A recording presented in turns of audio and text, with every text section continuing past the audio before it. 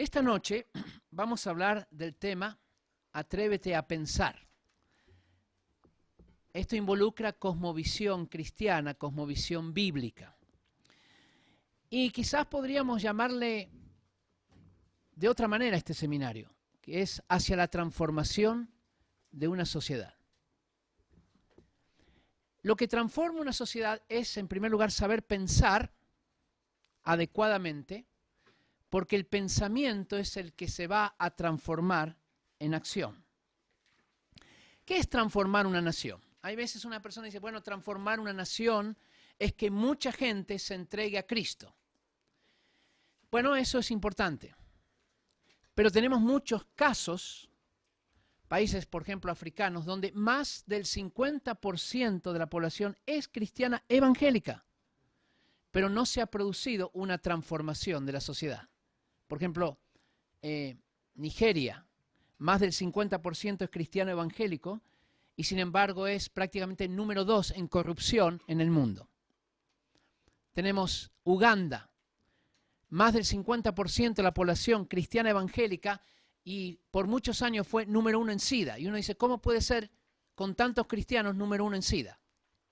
¿Cómo puede ser con tantos cristianos número 1 o número 2 en corrupción? Aquí mismo tenemos la ciudad de Lota, una ciudad con una gran cantidad de cristianos y es considerada la ciudad con mayor cantidad o mayor problema de alcoholismo. Entonces esto nos lleva a pensar, ¿qué significa esto de cambiar, de transformar una sociedad? Y yo quiero mencionarles algo que nos puede ayudar. Transformar una nación significa transformar sus leyes, transformar sus instituciones y transformar sus conductas. Hay veces nosotros pensamos, bueno, hay una profecía sobre Chile, ¿no? Chile será para Cristo. Y uno piensa, toda la gente, el 100% de la gente se va a volver cristiana. Pero la verdad es que una nación no se hace cristiana de esa manera. Estadísticamente se dice que aquellas naciones transformadas por el Evangelio, no es que toda la gente se entregó a Cristo. Se calcula que un 30% se entregó a Cristo. Pero ese 30% cambió la sociedad porque tenía las ideas claras, las ideas bíblicas claras. Entonces, vuelvo a repetir, transformar es esto, transformar las leyes, las instituciones, las conductas. Cuando esas leyes son transformadas, cuando esas instituciones son transformadas, cuando esas conductas son transformadas, las conductas individuales, entonces podemos ir hablando de transformar una nación. Por lo tanto, parte de una transformación de una nación pasa por la transformación de la mente. El próximo campo misionero no será solamente África y Asia, será las ideas. Va a haber que transformar las ideas para transformar una nación. ¿Se da cuenta? No es transformar solamente a las personas. Déjenme darles un ejemplo. Tenemos un profesor que es cristiano, que ama a Dios, que va a la iglesia, que ora, que diezma, en fin, todo lo que quieran colocarle en nuestro acervo evangélico. Pero cuando va al colegio, él enseña como un profesor, igual que los demás, como un profesor no cristiano. Enseña la materia desde una perspectiva secular y humanista. Y la pregunta es, ¿por qué un profesor siendo cristiano enseña la materia en forma secular? Y entonces la respuesta es esta. La enseña así porque así aprendió. ¿Dónde le enseñaron esto? En la universidad, en la facultad. Así aprendió. Entonces, si así aprendió, eso es lo que él comunica, es lo que dice, es lo que enseña. Puede ser cristiano de corazón, con todo su ser es cristiano, pero en su mente no ha sido renovada, transformada por el Evangelio en el área de la educación. Entonces acá sacamos un primer corolario, y es este. Si vamos a evangelizar, por ejemplo, la educación, no es solamente transformar a los educadores, no es solamente transformar a los alumnos, no es solamente transformar a los que están relacionados con la educación. Evangelizar la educación es evangelizar la idea misma de la educación, no solamente las personas. Ahora, entiéndame, no es que una cosa quita la otra, sino que necesitamos complementarla. Y nuestro acercamiento a evangelización ha sido, tenemos que evangelizar las personas que están en la educación, pero no es suficiente. Hay que evangelizar el concepto mismo de educación, las ideas que están rigiendo la educación. Y si hablamos de educación, podríamos hablar del arte. No es solamente evangelizar arte, evangelizar a los artistas. Hay que evangelizar la idea misma del arte. Ya entraremos, iremos desarrollando estos puntos. No podremos solamente evangelizar a los comunicadores. Habrá que evangelizar la idea misma de la comunicación, la institución misma de la comunicación. Y lo mismo en el gobierno. Y lo mismo en el hogar. Y quizás también, quizás solo quizás, lo mismo en la iglesia. Habrá que evangelizar el concepto mismo de iglesia. El concepto mismo de lo que es, llamemos así, el mundo eclesiástico. Entonces, vamos a tener que entrar en el mundo de las ideas. Para entrar al mundo de las ideas hay que aprender y atreverse a pensar. Los cristianos necesitamos atrevernos a pensar más. El Señor dijo que le amáramos no solamente con el corazón, sino con toda el alma, con toda la fuerza y con toda la mente. La mente es muy importante. Ya veremos el lugar que ocupa la mente. Entonces, quiero recalcarles esto, un nuevo concepto de evangelización, un nuevo paradigma, no solamente evangelizar personas, sino evangelizar la institución misma, evangelizar la idea misma. Y esto nos va a llevar a muchas consecuencias. Miren lo que decía Gabriela Mistral en su carta a José Vasconcelos en 1921. Decía así: la crisis de los maestros es crisis espiritual. Preparación científica no suele faltarles. Les falta ideales, sensibilidad y evangelismo, perdone la palabra. La enseñanza técnica que recibieron primero y la cátedra después han ido haciendo de ellos un recitador ordenado y paciente de textos y fórmulas, y el alma o no la tuvo nunca o la ha perdido. Gabriela Mistral dice esto. Esta es una tremenda cosa para incluir en educación, como si todo el área del espíritu debe ser incluida en educación. Se lo dice Gabriela Mistral, la maestra de Chile.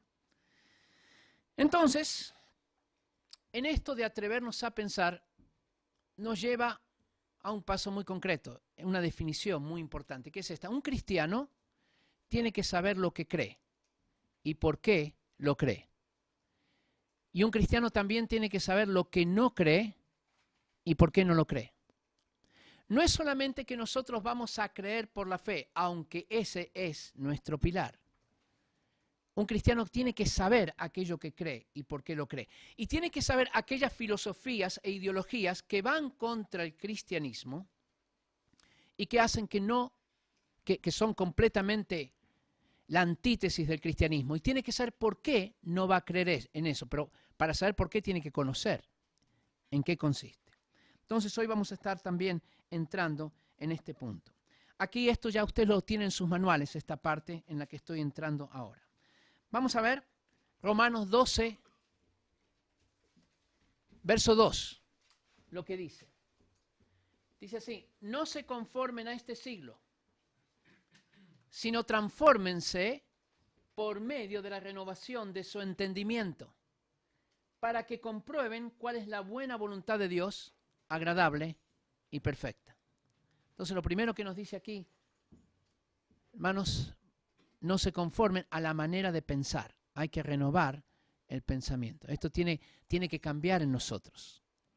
Para renovarnos en el pensamiento, vamos a tener que desafiar el pensamiento que ya está establecido. Aquello que se nos da como normal y común. Aquello que toda la gente es así. A mí me gusta, ¿no? Estoy ahora en un programa de televisión y hay veces, y vienen en cada programa o actores o diputados, senadores, candidatos. Y cuando ellos dicen algo como si fuera normal, mi pregunta preferida es ¿por qué? ¿Por qué? ¿Quién dijo que eso es así? ¿Por qué? No, es que eso es lo que todos piensan. Pero que todos lo piensen, que esté establecido como pensamiento, no significa que esa es la manera correcta de pensar. Entonces la Biblia nos dice esto, que no nos conformemos a la manera normal, que se considera normal, común, de la gente. Si nosotros podemos desafiar aquello que está establecido. Para esto tenemos que seguir el ejemplo de Jesús. A mí me encanta leer la Biblia desde esta perspectiva. Antes yo no lo había visto así. Yo pensaba que Jesús era un hombre manso y humilde de corazón, en mi concepto de manso. No sé cuál es el concepto que usted tiene, pero mi concepto de manso era un hombre más o menos débil, que a todo decía que sí. Pero cuando tú lees la Biblia, él dice a pocas cosas que sí, sino que él da a conocer el pensamiento que impera en ese momento y luego lo desafía. Oísteis que fue dicho, ojo por ojo y diente por diente. Este es el pensamiento que está establecido. Pero yo les digo, amad a vuestros enemigos. Eso es desafiar el pensamiento. Uno dice, bueno, eso ya lo conocemos. No, en ese tiempo, recuerde que regía la ley del talión. ¿Y qué era la ley del talión? Era esto del ojo por ojo y diente por diente. Y Jesús da a conocer otro principio y desafía algo que era pensamiento normal y común de esa sociedad y cultura. Hoy nos dicen que la cultura determina la verdad. Interesante. Jesús decía, no, la verdad existe por sí misma y desafiaremos esas verdades de las culturas. Y eso fue lo que hizo. ¿Se dio cuenta que Jesús sanaba los días sábado? ¿Por qué no sanaba el viernes, el miércoles, el domingo? Es interesante verlo. ¿Recuerdan que cuando Lázaro fue resucitado por Jesús, le habían dicho a Jesús que volviera porque Lázaro estaba a punto de morir? Y Jesús dijo, no, me voy a quedar un día más. ¿Y qué día llegó? Sábado. Y resucitó a Lázaro el día sábado. Él hizo sus grandes obras el día sábado. Interesante. Estaba desafiando un pensamiento hipócrita que había en los judíos, que ellos decían, mira, si se te cae un animal el día sábado, ¿tú esperas hasta el día domingo a recogerlo si te cae un animal en un pozo? Y ellos pensaban, no, bueno, mucho más es hacer bien a las personas que tienen problemas y hacerles bien el sábado. Y recuerdan que cuando él resucitó a Lázaro, todos estaban contentos, menos un grupo, los fariseos.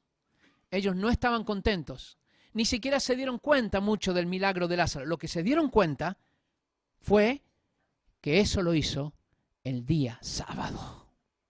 Mal hecho. Qué tremendo. Jesús desafió su pensamiento. Jesús habló con una mujer.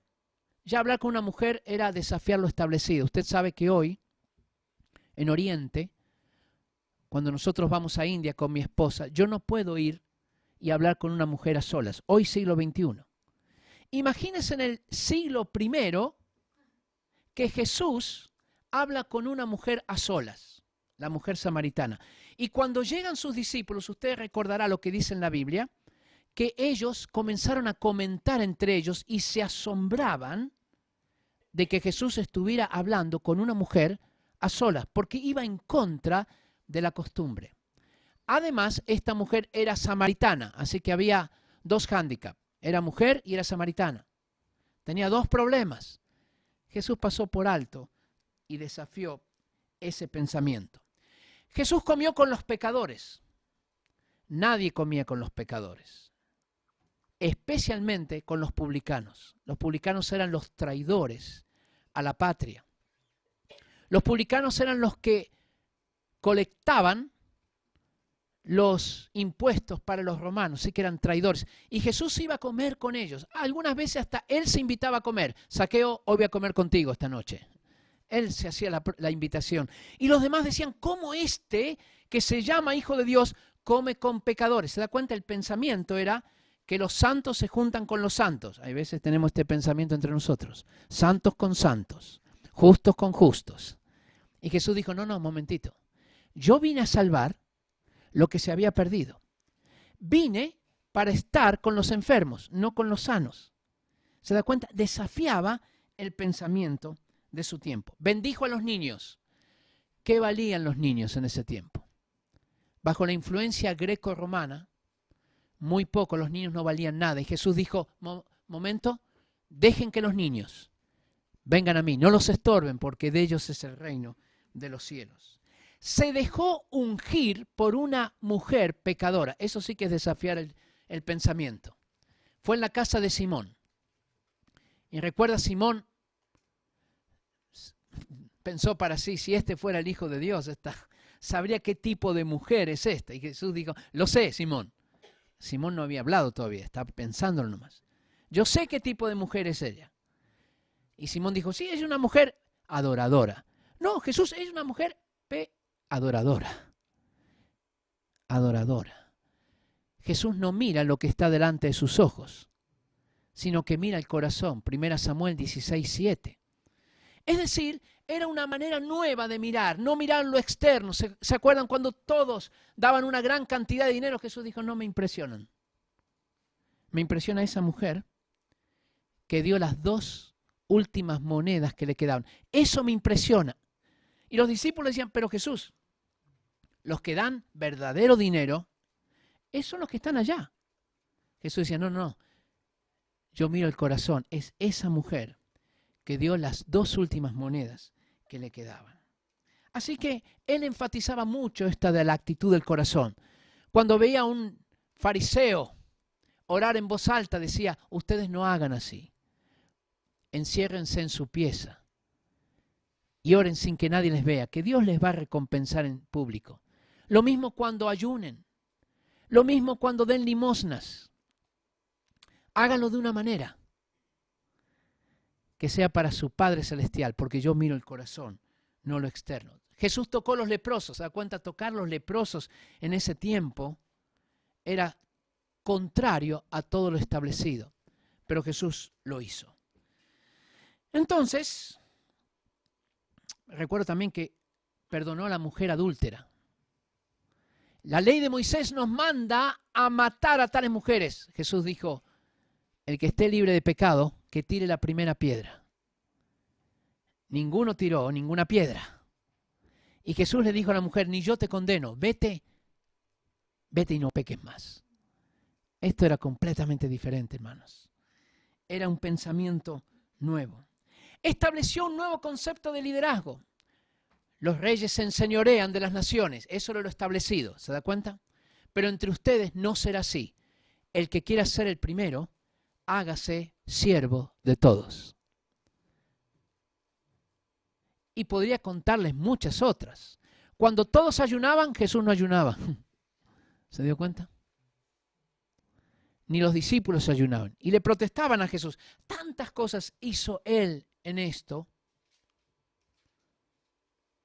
mostrando que el pensamiento establecido puede y debe ser desafiado. Eso es lo que el Señor quiere de nosotros. Eso es lo que quiero comunicarte hoy, en el área que te desenvuelves, que el pensamiento establecido lo desafíes con todo el corazón, en cualquier área donde tú estás. Bueno, entonces, la iglesia, que somos nosotros, es el cuerpo de Cristo, tiene que hacer lo mismo que Jesús hizo. Pero para esto es importante aprender a pensar bíblicamente, porque estamos desafiando pensamientos establecidos. Es decir, saliendo de este seminario quisiera tener una cantidad de creadores, de innovadores, de gente que piensa pensamientos nuevos, que no son lo que se pensó hasta ahora, que no son lo que constituye el hecho normal, sino que ahora se convierte en un desafío. Y en la primera pregunta que me encanta hacer, ¿por qué? ¿Por qué hay que hacerlo así? ¿Por qué hay que pensarlo así? ¿Por qué no lo desafiamos? ¿Por qué no hacemos una propuesta nueva? De esto se trata el ser cristiano y el ser guiado por el Señor. En esto entonces aparece el concepto de cosmovisión. Concepto de cosmovisión. ¿Qué es la cosmovisión? La cosmovisión es el concepto que nosotros tenemos del universo y del lugar que el hombre ocupa dentro de ese universo. Y quiero decirle que el concepto que tengamos del universo condiciona todas nuestras respuestas posteriores. Es como alguien que quiere ir al norte y se toma el bus a Puerto Montt. Nunca llegará al norte. Para ir al norte, para ir a Arica, hay que tomar el bus que va al norte. No se puede tomar el bus que va al sur. Entonces, es muy importante saber en qué bus uno se sube. A eso le llamo cosmovisión. Es ese pensamiento básico, tremendo, que va a condicionar otros paradigmas también muy importantes. Entonces, el concepto de cosmovisión contesta preguntas como, en primer lugar, el origen del universo. El universo se creó, se formó, se generó, fue una coincidencia. Depende de la cosmovisión que tengamos, contestamos esa pregunta. Condiciona la pregunta de si existe Dios o no. Si tenemos algún significado en la vida. Si existe el bien y el mal. Si existe la verdad. ¿Cómo descubrimos la verdad? ¿Qué es valioso y qué no es valioso? Todo esto tiene mucho que ver, son las preguntas esenciales propias de una cosmovisión. Y entonces, quiero decirles que estas presuposiciones básicas de la vida son asumidas por la fe.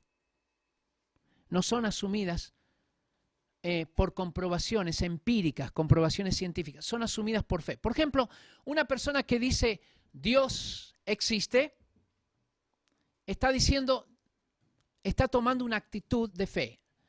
Y una persona que dice Dios no existe, está tomando también una elección y una decisión de fe. Ambos tienen mucha fe. Después vamos a ver quién tiene más fe. Pero primero, para comenzar, para introducir el tema, quiero decir eso, que ambos son hombres de fe. Por lo siguiente, tú y yo nunca hemos visto cómo se formó, creó, generó este universo. Tú no estabas allí. Yo tampoco. El ateo tampoco. Y el creyente tampoco. Así que el asunto es que nosotros vamos a tener que ver, tomar una decisión, cómo se formó el universo y entender cuál es aquella fe que es más lógica. Y lo digo por lo siguiente, resulta que hay veces cuando voy a alguno de estos programas, personas me dicen, lo que pasa es que usted es un hombre de mucha fe, como queriendo decir, no piensa mucho. Se traga todo por la fe. Y la pregunta es si nuestra fe es una fe racional o es una fe irracional. ¿Ya? Es por fe, es cierto, porque la fe es una convicción de algo que no hemos visto. Tú no has visto cómo se creó, formó, generó este mundo. Es como el asunto del reloj. Tenemos un reloj, yo no vi quién hizo este reloj, cómo se formó, se generó, no lo vi. Así que tengo dos explicaciones posibles. Explicación número uno, hace millones y millones de siglos, venía una agujita volando.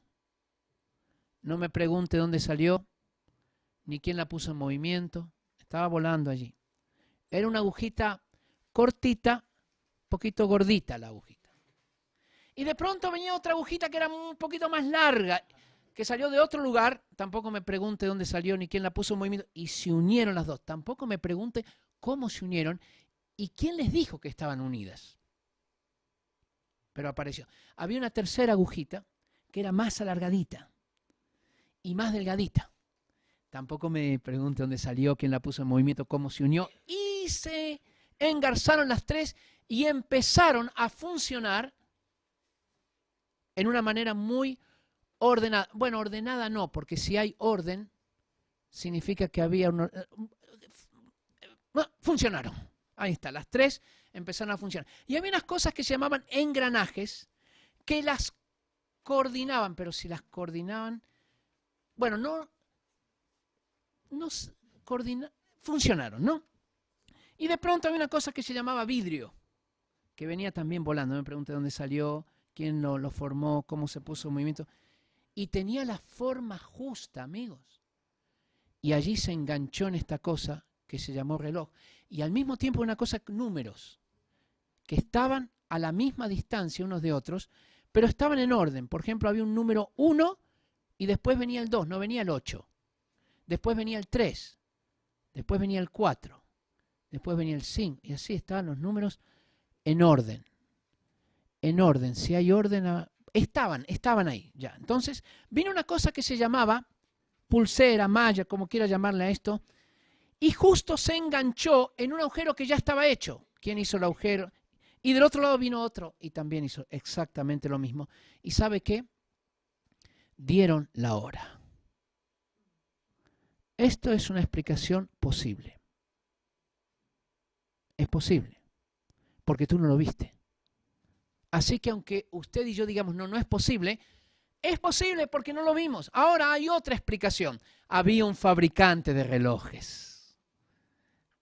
Bueno. Él fue el que formó cada una de las agujitas, puso los números en orden, colocó el vidrio en su lugar, puso la malla en ese lugar, puso los números ordenados, los engranajes actuaban coordinadamente y lo interesante es que este inventor del reloj o este fabricante de relojes le dio un destino a esta cosa, lo llamó reloj, le dio nombre y le dio un destino, dar la hora. Ahora, como ustedes entienden, la primera explicación es por fe. La segunda también es por fe. El punto es, ¿dónde hay que tener más fe? ¿En la primera explicación o en la segunda? ¿Cuál es más ilógica? La primera es más ilógica. Es decir, que nuestra fe, es cierto que es fe, pero es una fe lógica y racional. Donde hay poema, hay poeta. ¿Te diste cuenta? Donde hay libro, hay autor. Donde hay música, hay compositor. Donde hay filosofía, hay filósofo. Donde hay silla, hay fabricante de sillas. Y donde hay relojes, hay fabricante de relojes. Y donde hay universo, no, ahí fue por casualidad. Ahí fue por coincidencia. Ahí no hubo fabricante. Algo pasó hace millones y millones de siglos, que no hay nada de eso. Fue una mera coincidencia. Entonces, sí tenemos una actitud de fe, pero no es una fe, digamos, irracional. Es una fe lógica. No está basada en la lógica. Está basada en Dios, pero es lógica, no contradice los principios de la lógica. Ahora, una cosmovisión es muy importante porque aparece como una idea filosófica al principio, muy alta, que la entiende un grupito de personas a las cuales generalmente se les llama filósofos o algunos eruditos. Ellos son los que hablan con un lenguaje un poco difícil, escriben libros que los lee muy poca gente al principio. Y unos dicen, esta idea, como nadie la entiende, jamás prosperará. Pero no es así. Las cosas comienzan en ideas y luego se transforman en realidades históricas. Se plasman en realidades históricas. En el siglo XIX había un pensador, se llamaba Nietzsche.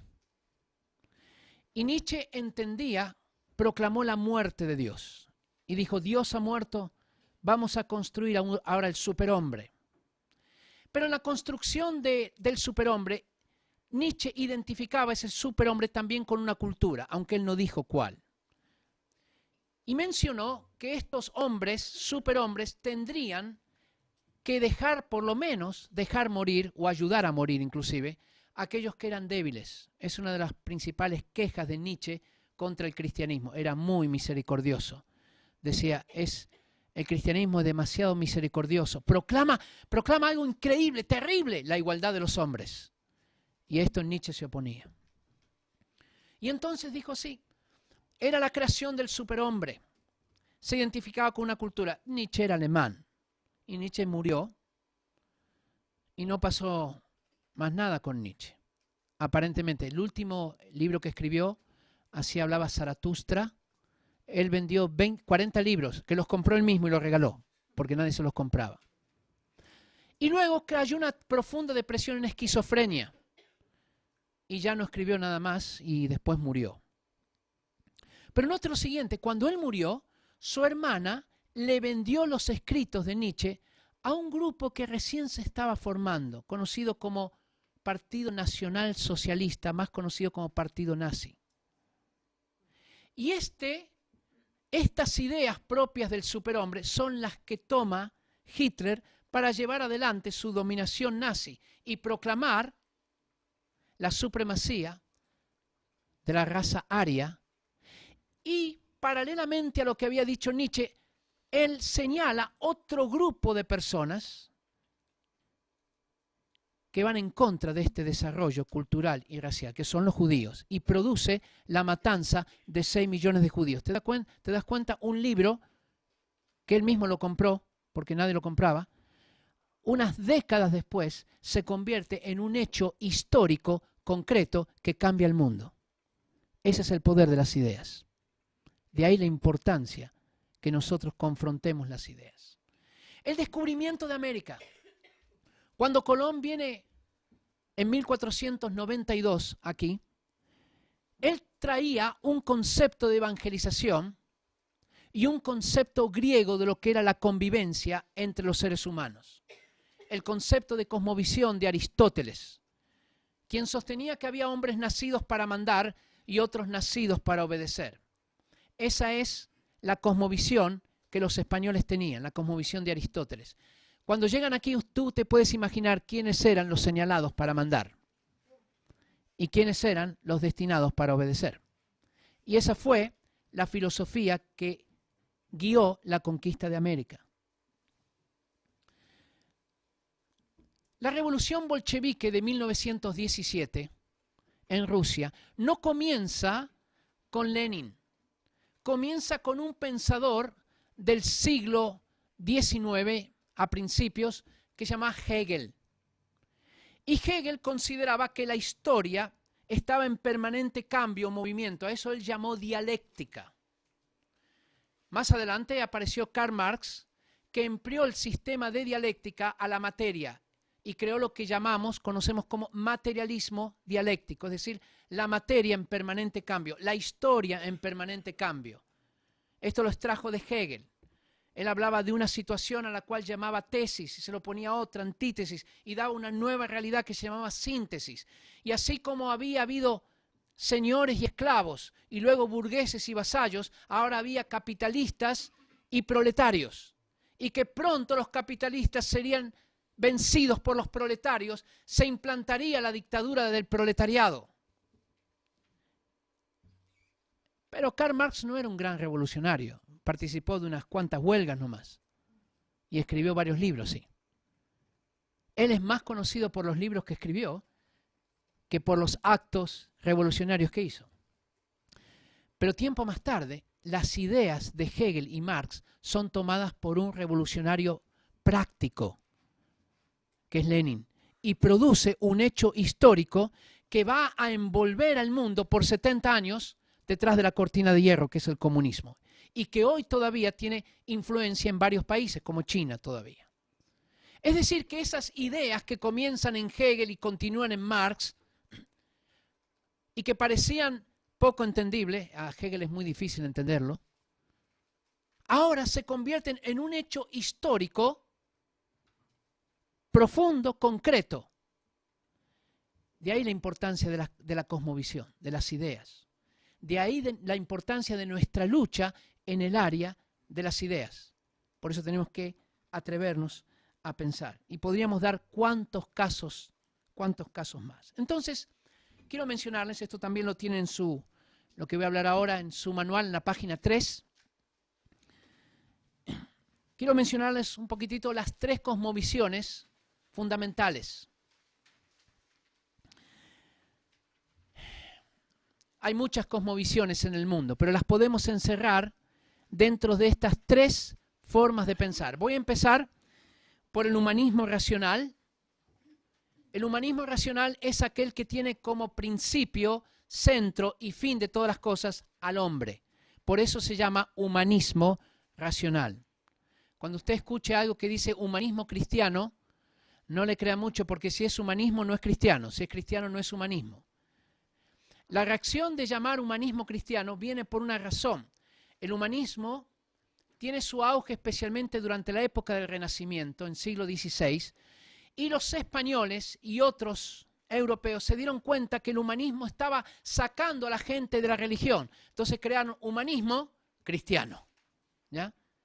De alguna manera para salvar el problema que se estaba avecinando, del cual hablaremos en extenso más adelante. El humanismo racional tiene como cosmovisión principal que el universo se generó espontáneamente. Dios no existe. Por lo tanto, el hombre es la medida, centro y fin de todas las cosas. Es el hombre el centro. Usted va a poder discernir donde hay una filosofía humanista. La puede discernir poniendo la televisión, escuchando la radio, leyendo los periódicos. Vamos a ir aprendiendo a discernir. Cuando alguien dice, ¿sabes qué pasa? El ser humano, el hombre, y lo pone en alto al hombre, y lo pone en el centro de todas las cosas, eso se llama humanismo. Entienda así, después hablaremos del cristianismo, que el cristianismo tiene una dimensión hacia el ser humano muy importante, pero en su orden correcto. El humanismo pone al ser humano por encima de todo. El ser humano es el número uno. Algunos humanistas dicen, hay que amar al prójimo, pero nunca te van a decir, hay que amar a Dios. Porque el prójimo es lo que importa, y muchas veces no es ni el prójimo, es uno mismo o el ser humano en general. Por lo tanto, en la filosofía humanista no hay un Dios creador, ¿ya? El hombre es fruto de una coincidencia, de una casualidad, a la cual se llega a través de una cadena evolutiva. Todo lo que existe es un accidente. Nada se creó, sino se generó, por lo tanto es un accidente. No hubo un propósito en eso. No fue planificado el hombre. Es algo que no tiene valor en sí mismo, por lo tanto. Simplemente sucedió hoy. Más adelante leeremos lo que dicen muchos humanistas sobre la vida. Es muy coherente lo que ellos dicen con lo que ellos creen, ¿ya? Entonces, el ser humano no tiene razón de ser. Sencillamente existió, sencillamente vivió. Al no ser planificado, no tiene tampoco significado, porque los accidentes no tienen significado. Uno no dice, dos autos chocaron con el propósito de... No, uno no habla así.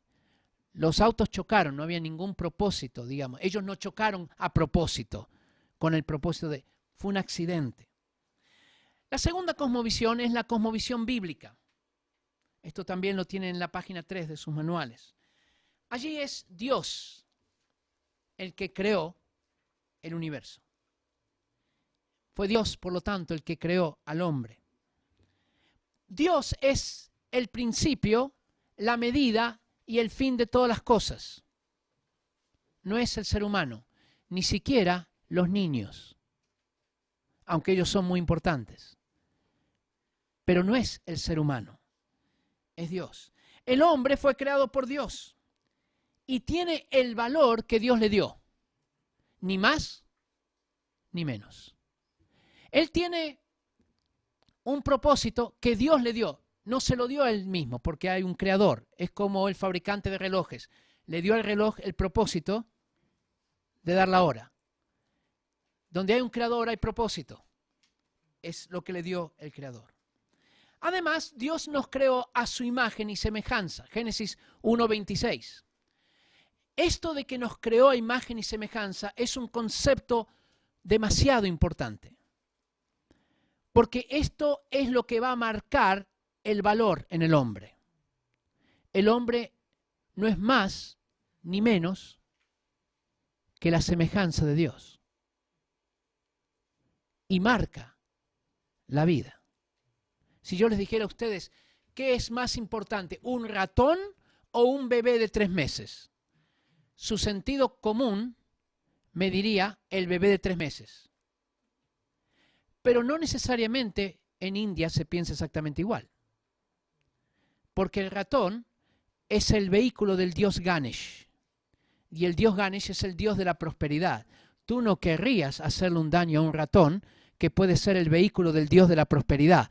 Porque si el dios de la prosperidad se te enoja, no tienes más prosperidad en la totalidad de tu vida. Así que no tocarías a un ratón, porque es Dios. ¿Quién le da el valor al ratón y al ser humano.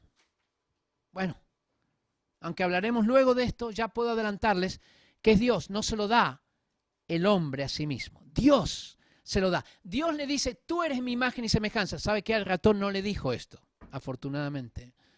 Ni se lo dijo a la planta. Ni siquiera se lo dijo al sol ni a la luna. Wow, ni siquiera a los ángeles. Lo hizo a imagen y semejanza. Entonces, allí está. Ese es un valor que Dios le dio. El hombre, además, en la cosmovisión bíblica, tiene 3 partes. Primera Tesalonicenses 5:23. Dice que el hombre es espíritu, alma y cuerpo. En un minutito lo vamos a leer. Es diferente en la concepción humanista. En la concepción humanista tenemos solamente 2 partes, no 3. Por lo tanto, si es real, si eso es así, el hombre está con un concepto incompleto de sí mismo. Vamos a ver un poquito, quiero que vean este gráfico.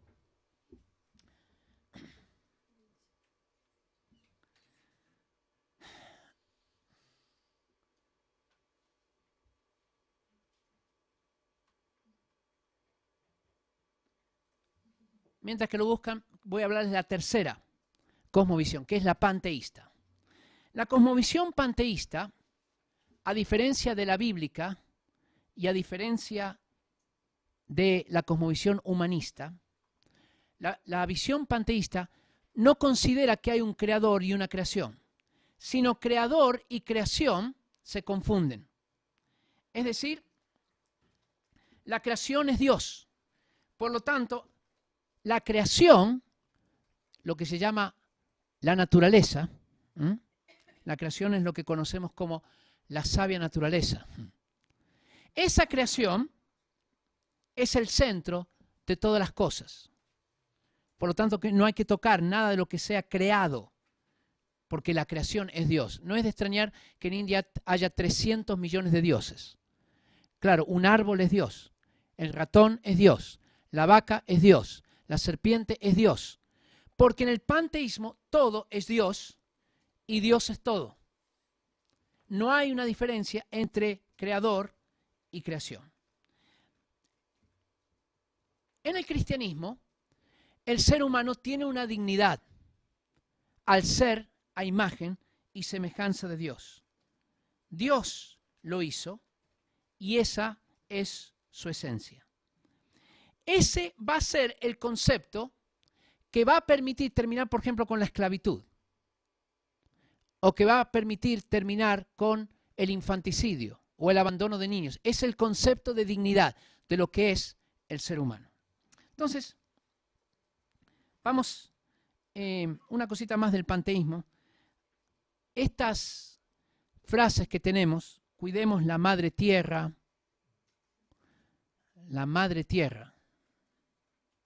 no sé si es tu mamá, la mía no, la madre tierra, la sabia madre naturaleza.